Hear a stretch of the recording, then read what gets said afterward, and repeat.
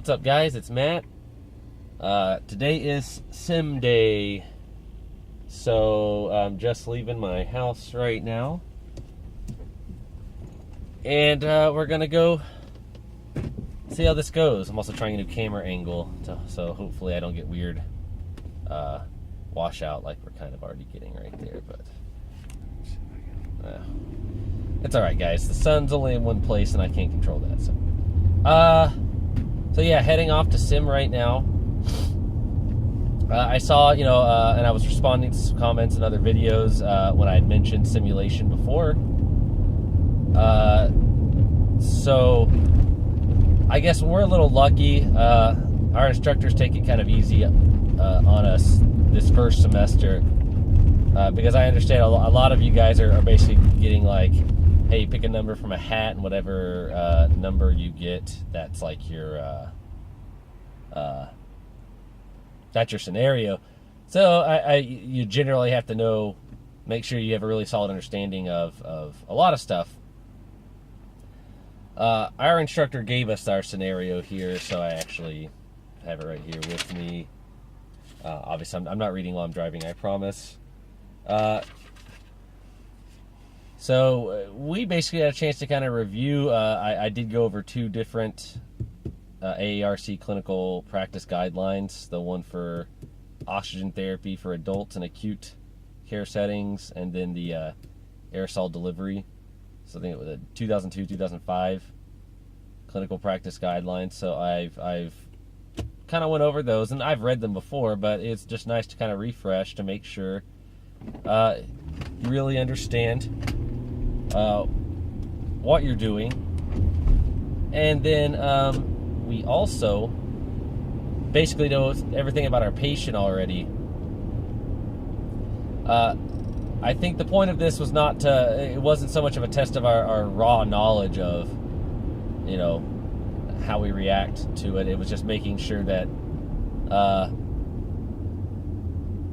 we're prepared. This is a very basic preparation for us as we enter the clinical field as students. So my program does not do clinicals in the first semester. So I have not stepped foot in a hospital or any other type of care facility whatsoever at all this semester. It's all been academic, all classroom and lab. So this is seemingly more of an evaluation of bedside manner and all that kind of stuff. In our scenario, we have an 84-year-old male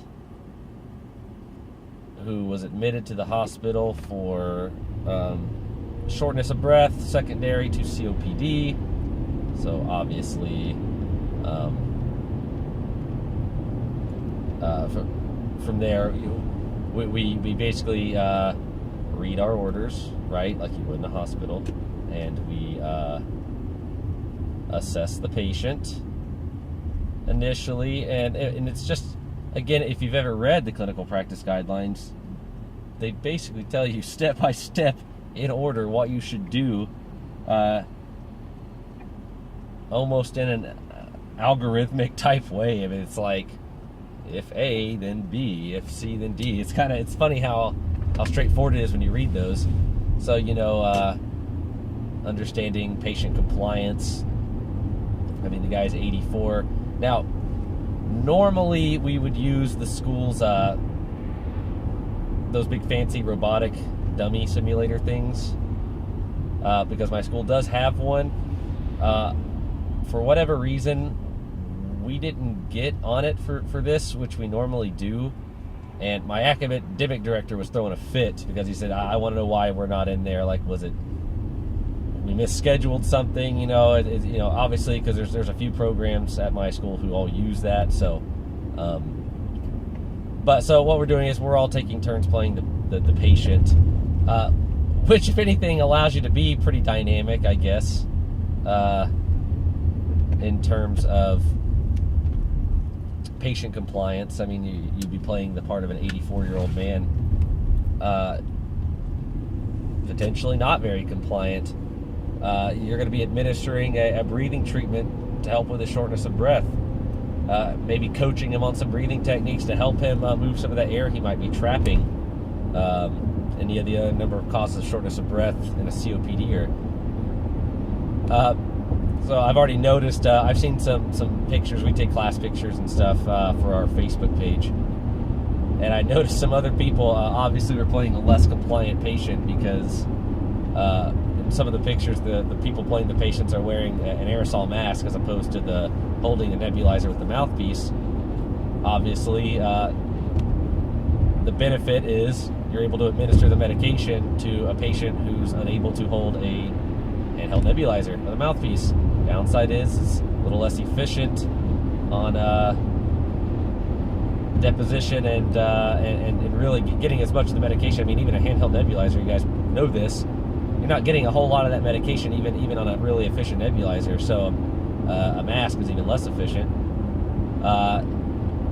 And so it's not that you won't do it for the patient, right?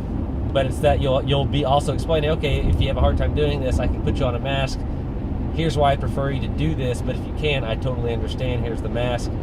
The dangers, obviously albuterol is probably not too bad if it leaks out of the mask over the eyes, but there are some medications that are not good if they come across the eyes.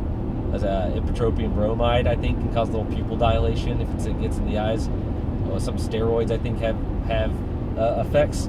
So, all things to consider. It's all things. It's educating the patient. And I think that's what our instructor day is really looking for, to see how we treat our patients, because realistically, come next semester when we're only doing 4-hour clinical days once a week, we're probably not, 4 hours, we may be doing as students a lot of breathing treatments, and that's not to downplay what RTs do in real life, but just as a student practicing under someone else's license, they probably don't trust you to do a whole lot of other stuff. It's something that maybe that they might even trust you to a point to do with limited supervision. And our instructors want to make sure that we as students are putting our best foot forward there. So, but yeah, so that's what I'm doing today. Got my stethoscope, which I almost forgot, which would have been awkward. We actually have another element, which is nice to know about our scenario. And again, you would have known to do this, I think, had you not been given the scenario beforehand, but it's just nice to have a little extra prep time. This patient also has a 2-centimeter ulcer on his foot, which cultured positive for MRSA. Okay, well, now we're talking about contact precautions. We're talking about needing PPE too when we enter the room. Now, for the sake of example, we do a pretty full PPE. We do gown, gloves, and mask. Some hospitals, like the hospital my wife works for, a MRSA contact precaution does not require a mask. It only requires gloves and gown. Mask is optional. Only if it's droplet precaution do you wear a mask, and obviously if it's airborne precaution, you're wearing one of those like fitted N95 masks. So yeah, she thought that was a little weird. I'm like, it's just what we do. It's how we're being taught, and so it's how I'm going to practice. Anyways, guys, I'm going to go and stop here, and I will start another video to kind of, I guess, talk about how it went on my way home today. So, anyways, guys, I will see you here in a short while. Bye.